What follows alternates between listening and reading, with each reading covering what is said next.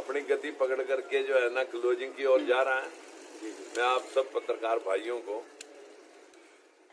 Advance में coming 2022 की शुभकामनाएं आज इसलिए दे रहा हूं कि यूपी के चुनाव में हमारी पार्टी व्यस्त है, हो सके उस दिन हम उधर हों। लेकिन एक आज आप सभी के सामने मैं सरकार जो ढंढोरा पीटती है ईमानदारी का,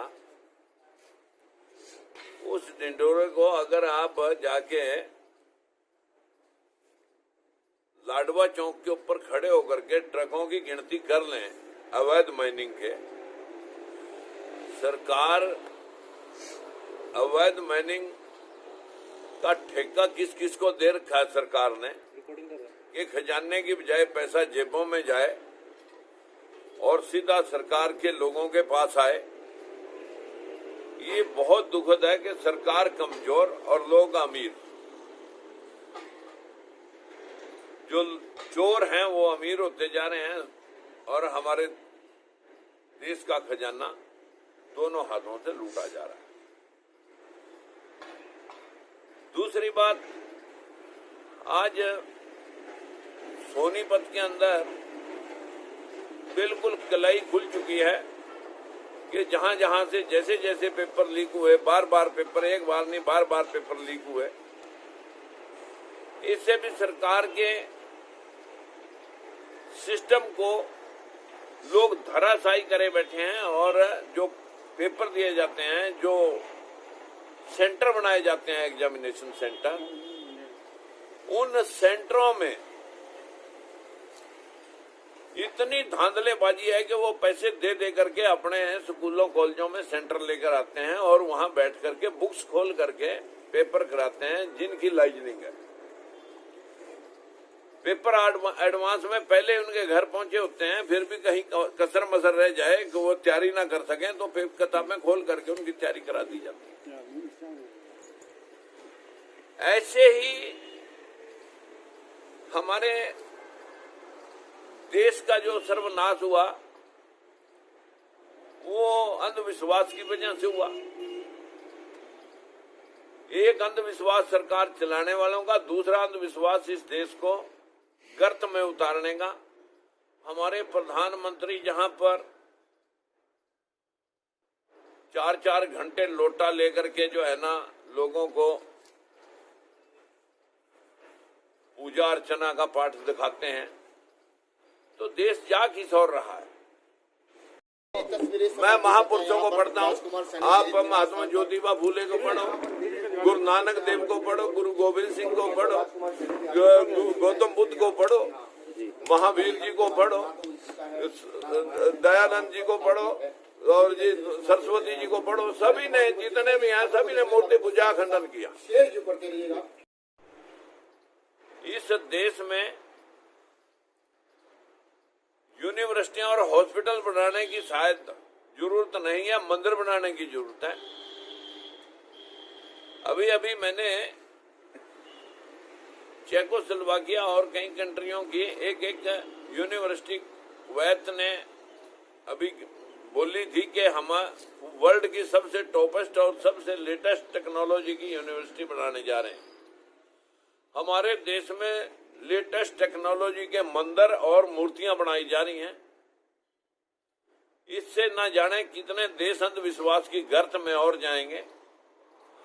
जितने भी संत महात्मा हुए, जितने भी महापुरुष हुए, चाहे गुरु नानक देव आए, चाहे कबीर दास आए, चाहे रविदास जी आए, चाहे जो है ना हमारे समाज सुधारक स्वामी विवेकानंद, स्वामी दयानंद जी आए, हमारे देश के अंदर अनेकों, परियार रामास्वामी, गाडगे जी, नारायण स्वामी, ललाई सिंह यादव, महात्मा ज्योतिबा फूले, साहू जी महाराज, भीमराव अम्बेडकर, काशीराम, जितने भी समाज सुधारक आए, सभी ने मूर्ति पूजा का खंडन किया। और मैं भी ये बात आप लोगों को कहना चाहूंगा कि आपके माध्यम से, अगर कोई देश के अंदर कि कोई मंदिर में रखा हुआ भगवान अगर किसी को 10 या 5 रुपए का नोट अपने श्रद्धालु को देता हुआ दिखा दे तो मैं उसे 1 करोड़ रुपया इनाम के तौर पर दूंगा, ताकि मेरा भी भ्रम दूर हो जाए कि ये पत्थर कुछ देते हैं। जो लोग पत्थरों में मत्था फोड़ रहे हैं, कावड़ा ढो रहे हैं, उनके बच्चे आज भी सब्जियां उगा रहे हैं, दिहाड़ियां कर रहे हैं, भूखे हैं, लाचार हैं। वो सिर्फ और सिर्फ जाके आस्था के नाम पर लूट रहे हैं। देश में अगर गौतम बुद्ध की विचारधारा को, भीमराव अंबेडकर और महात्मा ज्योतिबा फुले की विचारधारा को लागू किया जाए, उसे पढ़ाया जाए, तो मैं नहीं कह सकता है हमारा देश गरीब रह सकता है। लेकिन माता सावित्रीबाई फुले जिनका 3 जनवरी को जन्म दिवस जयंती है, उस स्थिति में अगर हम देखते हैं कि उसकी फोटो किसी स्कूल कॉलेज के प्रांगण में लगी हुई नहीं मिलेगी, जिसने स्त्री को पढ़ने का सबसे पहली महिला शिक्षिका का जिसको खिताब मिला हुआ है, सरस्वती लक्ष्मी की फोटोआं मिलेंगी स्कूलों में। अगर कोई पूछे जब पुराने आदि कालों में नारी जाति को पढ़ने का अधिकार ही नहीं था, तो सरस्वती लक्ष्मी ये कहाँ पीएचडी करके आई? तो अंधविश्वास से ऊपर उठ करके अपने राष्ट्र निर्माण की जरूरत है। अगर हमारे मुखिया लोगों को ढोंगी बन करके ढोंग करेंगे तो ये देश और गर्त में जाएगा और सातल में जाएगा, ये देश आगे नहीं बढ़ सकता। सैनी साहब, आपका कहने का मतलब मंदिर नहीं होने चाहिए, मंदिरों में नहीं जाना चाहिए? देखिए, आपने बहुत अच्छी बात कही है। विदेशों में विश्व के इतने कंट्री हैं जहां जहां गौतम बुद्ध है, जहां जहां उस विचारधारा की टेक्नोलॉजी का कि चोरी मत कर, झूठ मत बोल, नशा मत कर, व्यभिचार, अनैतिक व्यभिचार बिला वजह हिस्सा ना कर, कि इंसान ही भगवान है, पत्थर भगवान नहीं है। अगर पत्थरों में प्राण प्रतिष्ठा हो सकती है तो एक व्यक्ति की डेड बॉडी में प्राण प्रतिष्ठा, जो कि एक्चुअल में वो बॉडी है, उसमें ही प्राण प्रतिष्ठा करके दिखाएं। जब उसमें नहीं हो सकती तो पत्थर में कैसे हो सकती है? तो मंदिर जो है, लोगों ने अपना एक व्यवसाय बना लिया। ये धर्म नहीं, धंधा है। और जो धर्म के नाम पर लूट देश के अंदर हो रही है, वो इस कदर छा चुकी है लोगों के दिलो दिमाग के ऊपर कि लोग अपना अस्तित्व भी भूल गए हैं। काम और कर्म निष्ठा और कर्तव्य तो शायद भूल गए, आस्था बाकी बची है। और आस्था के माध्यम से बीए पढ़ा लड़का 5वीं फेल पुजारी के पैरों में पड़ा कि मेरे को नौकरी दे दे। यूपी में से चुनाव है, राम मंदिर मुद्दा है वहाँ पर, तो वहाँ मुद्दा नहीं रहेगा राम मंदिर? क्या लगता है आपको राम मंदिर पे? देखिए वहाँ पर मंदिर बनाया ही बीजेपी ने हिंदुइज्म मुसलमानिज्म करके दिखाने के लिए। मुद्दा राम मंदिर नहीं है, मुद्दा बेरोजगारी होना चाहिए, मुद्दा अच्छी शिक्षा और अच्छी हेल्थ होनी चाहिए, चिकित्सा होना चाहिए। मुद्दा किसान इस देश में फिर काम करने वाला भूखा क्यों है? इस देश का मजदूर और किसान सड़कों पर 1 साल तक इस सरकार ने रोक दिया, वो मुद्दा होना चाहिए। सर, आप इतने बड़े नेता हैं, पूर्व सांसद हैं, आपको लगता नहीं कि इस प्रकार के बयानबाजी से क्या छवि धूमिल हो सकती है? क्या कहेंगे? छवि धूमिल, जितने लोग समाज सुधारक आए वो कोई MP MLA थोड़ी थे, सोशल रिफॉर्मर थे। जब तो मैं कह रहा हूँ कि अभी मैं सहारनपुर एक शादी में गया, वहाँ लोग जय जयकार इस बात की लगा रहे थे कि कल एक मुद्दा नया आया है, रुपये पकड़ा गया, 1 लाख इनामी कहा गया था उसको। उसकी जूम ऐप पे मुख्यमंत्री के साथ फोटो है, योगेश चंद्र के साथ फोटो है। बहुत दुखद है। मुख्यमंत्री के साथ ऐसे ही चापलूस बैठ करके ही पेपर लीक तक पहुंचते हैं और वहां से सिफारिशें लेकर के। ये व्यवस्था कहीं ना कहीं सीधा मुख्यमंत्री के सीएम हाउस से जुड़ी होती है, ऐसे नहीं पहुंचता कोई भी। और जब ये परिस्थितियां सामने आ रही हैं तो हमारे देश में पढ़ने का तो एक स्कूलों में स्कूल बंद है, जबकि शादियां, सब मंदिर, सब दिनचर्या, जब ये इतनी बड़ी बड़ी रैलियां सरकारें कर रही हैं तो क्या सारा कोरोना स्कूलों में फैल रहा है? क्योंकि आज सरकारी स्कूलों में गरीब तबके के बच्चे पढ़ते हैं, वो पढ़ेंगे नहीं, वो सिर्फ दिहाड़ीदार इनकी चापलूसी करने के लिए बने रहें और व्यवस्था ऐसी बन जाए कि आम आदमी का बच्चा पढ़ ना सके, और जो ठीक ठाक लोग हैं, अच्छी माली हालत के लोग हैं, वही लोग पढ़े, उन्हीं के हाथ में सारा सिस्टम रहे। यूपी में अब चुनाव प्रचार कर रहे हैं, क्या आप चुनाव लड़ सकते हैं यूपी से? मेरा तो वहाँ वोट नहीं है, विधानसभा के चुनाव में वोट होना जरूरी है, लेकिन हमारी पार्टी वहाँ लड़ रही है। गठबंधन किसी से अकेले नहीं? हाँ, हमारा बहुत सारी पार्टियों का एक ही छोटी छोटी पार्टियों का एक गठबंधन है, भारतीय महागठबंधन लेकर के। उसके लगभग 403 सीटों के ऊपर सभी क्षेत्रों में हमारे लोग चुनाव लड़े। सैनी साहब, बहुत बड़ी धूमधाम से मनाया ये जा रहा है, 100-200 तो क्या कहना चाहेंगे? ये 100-200 करोड़ रुपए डकारने का सौदा था, बस डकार के।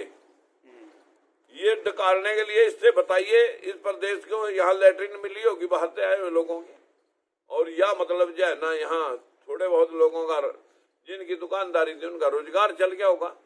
लेकिन मैं ये बात कहूंगा कि आपका कहने का मतलब है गीता के नाम पे साफ साफ लूट कर रहे हैं। ये गीता के नाम पर लूट थी सरकार के चहेतों की।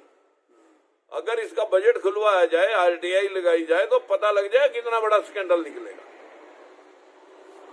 ये कराई इसी वास्ते जाती है हर साल।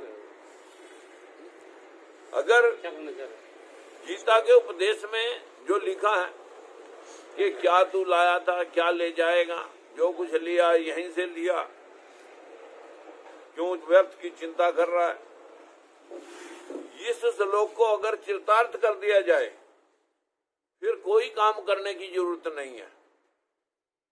सब धूनी रमा करके बैठ जाओ और कोई मतलब हाथ पैर लाने की जरूरत नहीं है। पूर्व सांसद राजकुमार सैनी हमेशा विवादों में घिरे रहते हैं, चाहे देवी देवताओं को लेकर, चाहे सनातन धर्म को लेकर, चाहे किसी जाति विवाद को लेकर। क्या कारण है सर? अंधविश्वास, जितने लोगों ने उसका चीरहरण किया, मानसिक गुलाम, हमेशा यही सवाल उनके दिलो दिमाग पर छाया रहता है। और मेरा अपना मानना है कि अगर जापान एक छोटा सा कंट्री है जो पूर्णतः 90% बुद्धिस्ट कंट्री है, जहां जाति धर्म ऊंच नीच नहीं है, 1945 के विश्व महायुद्ध के अंदर वो अमेरिका ने नेस्तनाबूद कर दिया था हिरोशिमा नागासाकी के ऊपर बम डाल के। आज फिर वो वर्ल्ड का टॉपेस्ट कंट्री है। अगर बुद्ध की विचारधारा के लोग जहां ऊंच नीच काम करने वाले की जय और टेक्नोलॉजी की जय है, अगर सही मायने में हमारा देश भी उस और बढ़ता, तो हमने चीन के लोगों से ये पूछा कि आप आगे क्यों बढ़े, कि आपके देश में 50% आबादी जो हमारी महिलाएं हैं, जो या तो खेत खलिहान का अपने घर गृहस्थी का काम देख सकती है, पशु उसका काम देख सकती हैं, और या फिर जो संपन्न घरों के लोग हैं उनके परिवारों की महिलाएं, वो तो खेत में भी नहीं जाती, वो तो कहीं मतलब अपने घर गृहस्थी में भी नौकरानियां बहुत सारी लग रही हैं।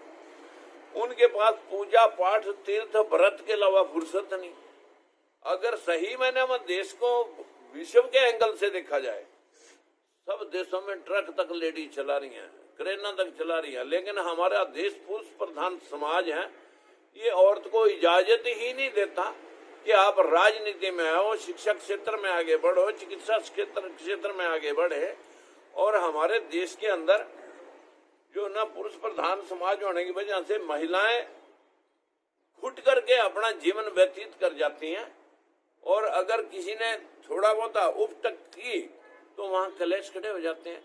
तो इसलिए वो बेचारी जो है ना, बस अपना जो है अपना अस्तित्व लुप्त रखती है।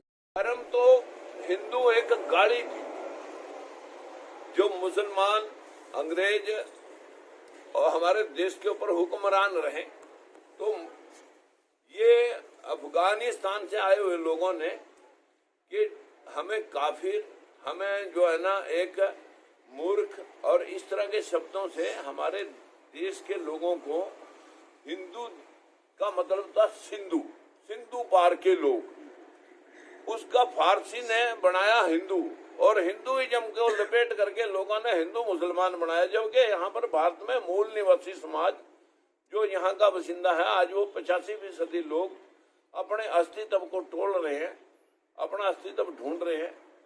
और बाहर से आई हुई जितनी भी सभ्यताएं, यहाँ इतनी सभ्यताएं बाहर से आई यहाँ अंग्रेज आए, यहाँ मुगल आए, यहाँ पर डच आए, यहाँ पर हूण आए, यहाँ पर आर्यन आए। ये जो आर्यन सभ्यता है ये भी बहरूनी सभ्यता है। यहाँ पर आकर के यहाँ के मूल निवासियों को जो है ना मानसिक गुलाम बना रखा है। सर एक आपका बयान काल्पनिक बताया कि वो काल्पनिक था। हमारे देश के सुप्रीम कोर्ट में हमारे देश के भाषा विभाग और पुरातत्व विभाग ने एफिडेविट दिया। जब नासा वाला ने पूछा था कि राम सेतु मानव निर्मित है तो आप जो है ना इसके सबूत लाएं, ताकि जो है ना यहाँ पर ये जो प्रोजेक्ट है सेतु निर्माण का इसे जो है ना बंद करें। अगर नहीं तो इसको तोड़ करके एक चट्टानों की श्रृंखला उसे जहाजों का रास्ता बनाए। तब हमारे भाषा विभाग और जो हमारे पुरातत्व विभाग ने लिख करके दिया था कि ये हमारे महाकाव्य हैं, हमारी आस्था के केंद्र हैं, इनका कोई ऐतिहासिक प्रमाण नहीं है। इट मीन जिस चीज का इतिहास नहीं उसको आप कैसे सिद्ध करोगे कि ये वास्तविक है। रानी सिंधु घाटी की सभ्यता के अवशेष 156 स्थानों पर पाकिस्तान, हिंदुस्तान, आपके जो है ना जो चेकोस्लोवाकिया, तुर्कमेनिस्तान, इन सब जगह सिंधु घाटी की सभ्यता के अवशेष रखे हैं। 6500 साल पुराने अवशेष हमारे देश का आदमी कैसा था, घर गृहस्थी कैसी थी, उनके अवशेष हमारे देश के अंदर पुरातत्व विभाग में जगह जगह रखे हैं। फिर ये महाभारत और रामायण के जो इतने बड़ी बड़ी गदाएं, इतने बड़े बड़े तीर, तलवार, भाले, ये कहाँ चले गए? रामायण तो चलो आपने काल्पनिक कर दी, मगर सनातन धर्म का जो सबसे बड़ा ग्रंथ है श्रीमद् भगवत गीता, आप धर्म नगरी कुरुक्षेत्र में सनातन धर्म को मानते हो सब? किसने लिखा? वो आदमी ने लिखा होगा किसी ने। सर आपने बात की, या तो वो भगवान ने लिखा हो, फिर तो मैं मान लूं वो भी किसी आदमी ने लिखा होगा अपना पक्ष, जिसके हाथ में सत्ता होगी। जैसे आज रोज बिल बनते हैं, जिसके हाथ में सत्ता होती है वो अपना पक्ष रख करके बाकी के लोगों को गुलाम बनाता रहता है। आज भी सरकार बनानी है, तब भी किसी ने लिखा होगा। तो उत्तर प्रदेश में भी सर आपने महागठबंधन किया था, तो वहाँ की जो लहर है वो आपके विपरीत चल रही है और वहाँ बता रहे हैं कि बीजेपी जो है अव्वल में आ रही है जी योगी साहब का काम।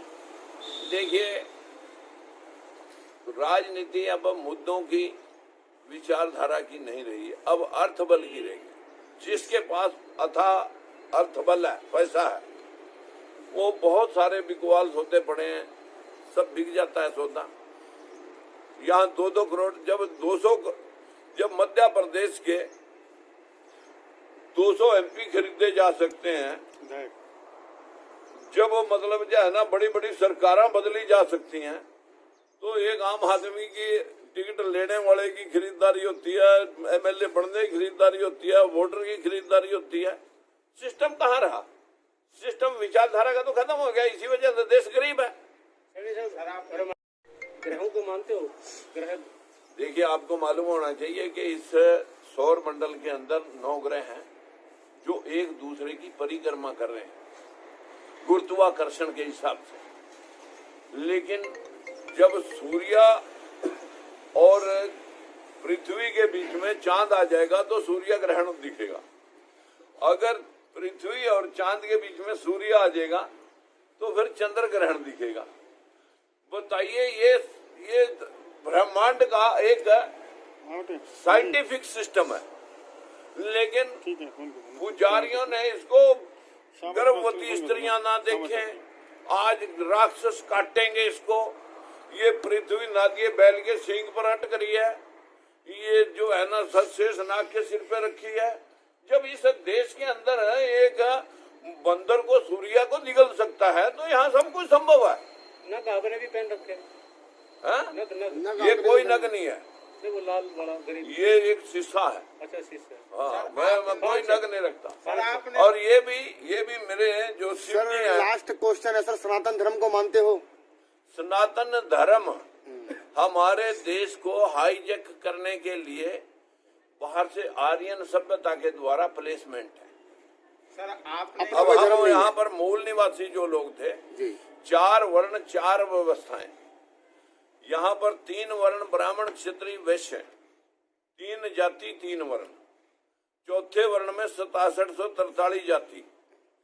जो इनसे काम लिया गया, गुलाम से जो काम लिया गया, सब्जी उगाई गई तो माली, भेड़ बकरी चराई तो ग्वाला, जिसने कपड़े धो दिए तो धोबी, यहाँ धोबी, यहाँ कपड़े धोने की मशीन नहीं बनी, यहाँ धोबी जात बनी। कपड़े सिलने के लिए मशीन नहीं बनी, यहाँ पर जो है ना जात बनी। यहाँ पर जो जो सेवा ली गई वो जाति पका दी गई, और उस जाति को अगर आप देखेंगे तो किसको दोषी मानते हो इसमें आप? ये सिस्टम जो है ना, जो इस देश में अभी पीछे एक बिहार का एडवोकेट जनरल बोल रहा था, वो एडवोकेट जनरल बहुत अच्छी बात कर रहा था कि जब ऊंची नीची जमीन पैदावार नहीं दे सकती, ऊंची नीची सड़क गति नहीं दे सकती, तो ऊंचा नीचा समाज राष्ट्र निर्माण कैसे कर सकता है? इस देश की ही ये व्यवस्था है कि ये नीच है और ये सुप्रीम है। बताएं कि जो पुजारी लोग हैं जिन्होंने मतलब जो है ना कि ये बोल दिया कि साइंस जो है ना शास्त्रों से निकली, अरे आज ही कोई मंत्र मार के जो है ना हमारे को एक व्हाट्सएप करके दिखा दो परले भाषा की चीजें, हम मान जाएंगे कि आप सुपीरियर हैं, आपने आविष्कार करे हैं। कोई आविष्कार बता दो उनका। जिसने पूजा पाठ में मैं पढ़े आते बाबे जौन से आविष्कारी थे ना, पढ़े जेल में, और जेल में जाऊंगा जितने जितने झूठ है मैं सारे जेल में जाने एक दिन। जय चेतन का ये सौदा चला है, उस दिन का प्रकाश कोई रोक थोड़ी सकेगा। सर आपने कहा क्या वो सही था, क्या क्या कहेंगे? गृहस्थ जीवन उसने, उसके पिताश्री ने उसको जो है ना कंट्रोल करके रखा, बाहर की आपदाओं का उसके ऊपर असर ना पड़े। सीढ़ी चढ़ गई। सर प्रेरणा स्रोत क्या है जी? आपको प्रेरणा कहाँ से मिलती है ऐसी बातों की? क्योंकि तमाम नेता देखे हमने, किसी ने आज तक ऐसी बात नहीं की, लेकिन आप जो धर्म के बारे में भी समझा रहे हो, लोगों को बता भी रहे हैं, प्रेरणा कहाँ से मिलती है? नेता वो शरद पवार जी बोल रहे हैं एकदम, नेता तो मजारों पे, मंदिरों पे, मस्जिदों पे इसलिए जाते हैं कि और मूर्खों को मूर्ख बनाया जा, कि जब ये यहाँ रहे, ये बड़ा धार्मिक है, सात्विक आदमी है, उसके साथ और जुड़ जाएं। और रास्ता मास्टर कभी भी आपको बौद्ध धर्म की शिक्षाएं, चोरी की मतलब मिथ्या व्यभिचार की या नशे की किसी स्कूल के अंदर वो ये सिखाएगा, जबकि ये बात विचारधारा गौतम बुद्ध के विचारधारा में थी। और जितने वर्ल्ड के 86 कंट्री हैं वहीं वहीं तरक्की है, जहाँ जहाँ ऊंच नीच का भाव नहीं है, जहाँ जहाँ जाति प्रथा इस कदर नहीं है। आपको प्रेरणा कहाँ से मिली सर? ये देखिए, मैं जब स्कूल में था तो हमने उस वक्त स्कूल की हिस्ट्री पढ़ी, उसमें ये चीजें थी नहीं है। ये जो दुनिया का मतलब और लिटरेचर पढ़ा, उसमें नहीं। ये संतों महापुरुषों की जब वाणी पढ़ोगे तब आपको महात्मा हमारे, जब आप गुरु गोविंद सिंह को पढ़ोगे, गुरु नानक देव को पढ़ोगे, जब लोग सूर्या को पानी दे रहे थे तो वो इधर पानी पंजाब की तरफ मुंह करके देने लगा, तो लोगों ने पूछा कि रे इस मूर्ख को तो पूछो ये कौन है, ये किधर पानी फेंक रहा है? किसका तो जिक्र कर रहे हैं? गुरु नानक देव। तो गुरु नानक देव को पूछने लगे कि ये क्या कर रहे हो बाबा? बोले मैं, आप बताओ क्या कर रहे हो? बोले हम तो अपने पूर्वजों को पानी दे रहे। बोले मैं अपने खेतों को दे रहा हूँ। बोले सारा खेतों में पानी चला जाएगा? बोले तुम पानी सूरज को दे रहे हो, पूर्वजों के पास भेजने के लिए चला जाएगा। आज जब पुजारी आता है, जब उसके घर में गिलास की कमी होगी या धोती फट रही होगी या उसकी मतलब जो है ना चादर लोई फट रही होगी या नहीं रही होगी, तो वो चीज लगवा देगा, ये चीज लानी है, तेरे श्राद्ध जो है ना तब निकलेंगे। यानी जिंदेगा तो जिंदेगा, मरे कभी पेंडा नहीं छोड़ता। इसका मतलब श्राद्ध वगैरह कुछ भी नहीं है। ये आत्मा, गौतम बुद्ध ने कहा आत्मा कोई नहीं है, आत्मा के नाम पर झूठ टिकोसला है। हमारा देश आजाद हुआ जब अगर देश के अंदर चला कि आत्मा हाजिर है, अमर है, न मरती है न जन्म लेती है, तब फिर देश में जब आजादी आई तो उस वक्त हम 23 करोड़ थे, अब हो रहे 140 करोड़। ये 117 करोड़ आत्माएं कहाँ से निकले? चलो भाई, जीव जंतु कीट पतंगे मच्छर मक्खी मर गए होंगे भाई, वो आत्माएं इधर आ गई। लेकिन वो तो जितनी गंदगी फैली उतने कई सौ गुना चूहे बिल्लियां कुत्ते मच्छर मक्खी फैल रहे हैं, ये आत्माएं कहाँ से आई? सृष्टि मैथुन क्रिया से यही पैदा होती है। जब भी 4 चीजें इकट्ठी होती हैं जमीन के ऊपर, पानी जब इकट्ठा होता है तो बैक्टीरिया बनता है, जो तत्व उसमें प्रदान होता है वही चीज बन जाती है। मच्छर मक्खी बीज थोड़ी डालता है कोई, सांप बिच्छू मगरमच्छ सब चीज बनती है। जब पृथ्वी पर पानी आया तभी ये डायनासोर तक अनेकों प्रजातियां पैदा हुई। उन्हीं में एक आदि मानव पैदा हुआ। उस आदि मानव ने ऐसा ऐसा पत्थर से आग जलानी सीख ली और फिर वो आदि मानव जो है ना ऐसा ऐसा उबला हुआ मांस खाने लगा और फिर उसका बाल उठ गए। गुफाओं में रहता था तो वहां सांप काटते होंगे तो कुटिया में आ गया। तन ढकने के लिए बेलपत्ते लपेटने लगा। ऐसा ऐसा विकसित हो गए। सिंधु घाटी की सभ्यता तक आदमी पूर्णतः मानव बन गया। नहीं था 2500 साल पहले पुष्यमित्र शुंग ने अशोक सम्राट को के 10वें राजा पुष्यमित्र शुंग ने बृहदत्त मौर्य का कत्ल करके और तब जो है ना अपने दरबार में बिठाएगा एक वाल्मीकि ब्राह्मण है जो जिससे ये रामचरितमानस और रामायण लिखवाई। और ये दशहरा कि मैंने 10वां राजा था कि मैंने 10 राजाओं को आज खत्म कर दिया।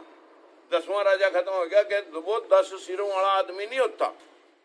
कोई आदमी सुना आपने कि 10 सिर वाला होता आपका है? कहने का मतलब रावण था ही नहीं। रावण तो बृहदत्त मौर्य को पेश किया जा रहा है। बृहदत्त मौर्य अशोक सम्राट की वंशावली का 10वां राजा जिसको हम आज एक एक नोट और जिसकी झंडी और स्टैंप ना लगा ही कृष्ण है ना भगवत गीता ही। ये सारा जो सिस्टम है लोगों को समझाने के लिए जैसे उपन्यास लिखे जाते हैं, जैसे सारी फिल्म इंडस्ट्री टोटल की टोटल सारी फिल्म इंडस्ट्री काल्पनिक है। वहाँ कोई वास्तविक घटनाएं होती ना है। आप हिंदू धर्म को मानते हैं ना सिख धर्म को, ऐसा है क्या है? अरे भाई धर्म क्या है? धर्म इंसान का है, इंसानियत। जाति है उसकी जमीर, इसके अलावा कोई धर्म नहीं होता। सैनी साहब भगवत गीता को मानते हो? अरे भगवत गीता भी तो एक कायदा है किसी का लिखा हुआ। अच्छा कैदा बना दिया आपने उसको? और तो वो क्या चीज है वो? कमाल की बात है। सनातन धर्म का सबसे अरे बड़ा विश्व भैया का सबसे बड़ा सनातन ग्रंथ है। धर्म इज मीन टू कॉल। इसका मतलब कहने का मतलब सुनो सैनी साहब कहने का मतलब आपका यहाँ भगवान नारायण ने भगवान श्री कृष्ण ने गीता को उपदेश नहीं सुनाया अर्जुन को? अरे यहाँ ना यहाँ पर महाभारत का युद्ध हुआ। यहाँ जो चीजें हैं ये सारी जब गीता है देखिए 6500 साल के हमारे अवशेष हैं, सिंधु घाटी की सभ्यता के अवशेष हैं। तो फिर में अवशेष जो गदाएं थी, जो तलवारें थी, भाले थे, सुदर्शन चक्कर थे, बड़ी बड़ी इतनी बड़ी बड़ी महल माड़ियां थी जहाँ मतलब जो है ना जितने इतने बड़े दरबार तो लेके अपने साथ जी और क्या हाँ वो साथ में चले। गीता छोड़ के मतलब तीर तलवारें तो दिमक खागी और दिमक गीता को नहीं खागी। क्या काल्पनिक दिमाग इस देश ने पाया।